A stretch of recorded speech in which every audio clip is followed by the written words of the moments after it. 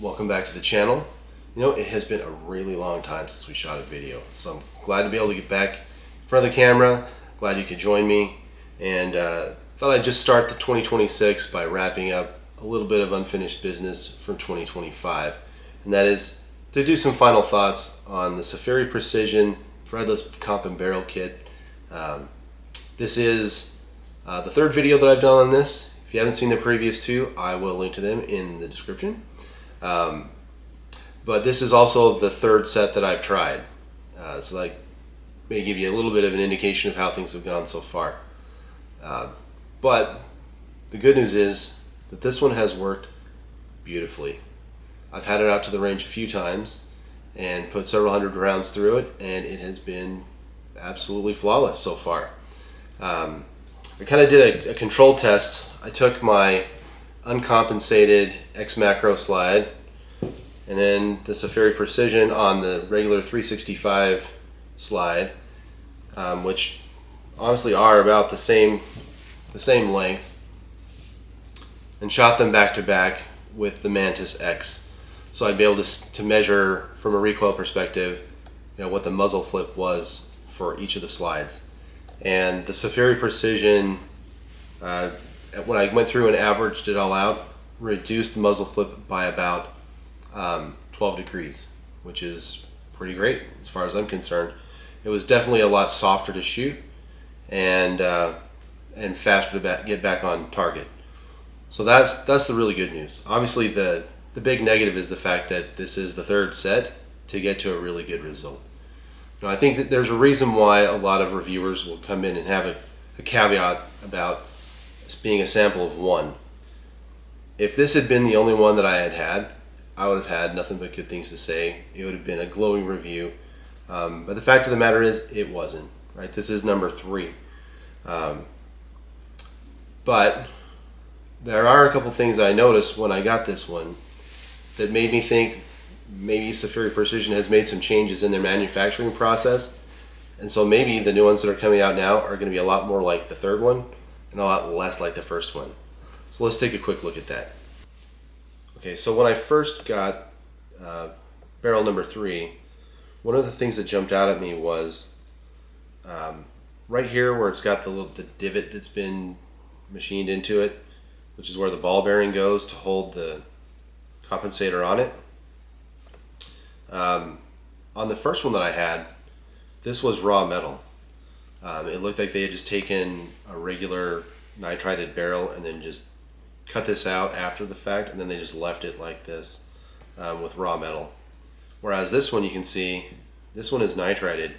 So this one, it looks like they prepped it and then went ahead and put the finish on it. Whereas the other one, it looked like it was more of an afterthought. I'm not sure how much that plays into the durability, but on the other one, it definitely, on the first one, it came through and just tore out the front of the barrel, and you can see there was some damage there. This one has been beautiful. The other thing I noticed right off the bat was if you're looking through the top of the compensator, you can see there's a little ball bearing, and that is what holds the compensator onto the barrel, right? The ball bearing fits into the little divot that's been drilled in there, machined in there, and then the screw pushes it up in, and that holds it on. On the original one, if you were to take this and hold it upside down, that BB would come all the way out. But on this one, you'll notice it doesn't.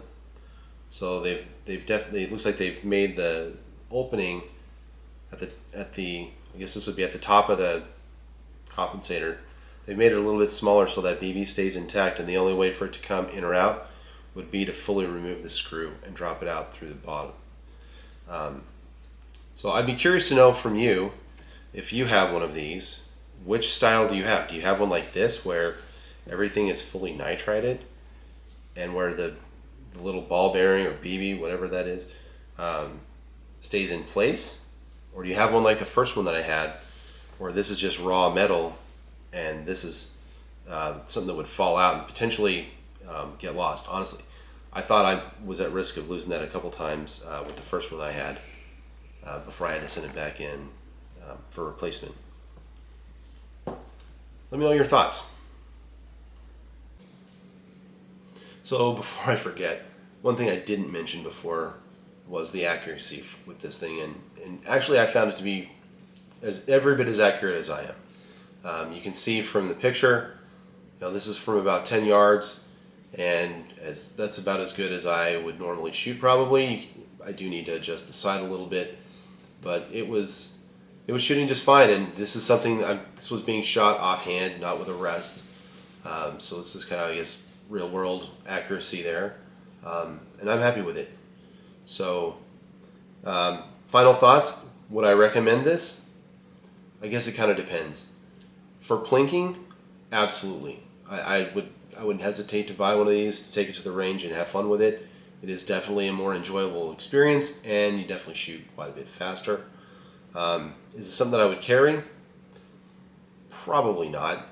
And honestly, I don't know that I would carry a compensated gun anyway.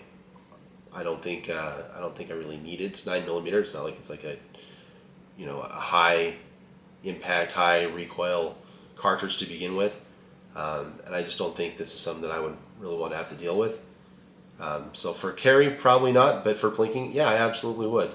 And I've never tried some of the other competitors. I've never tried the Radiant Arms Ramjet Afterburner combo, although I've heard really great things about it. Haven't tried it, but I don't know that I would carry that one either. I think if I was, if I'm just out carrying, I would just carry my regular X Macro slide and call it a day.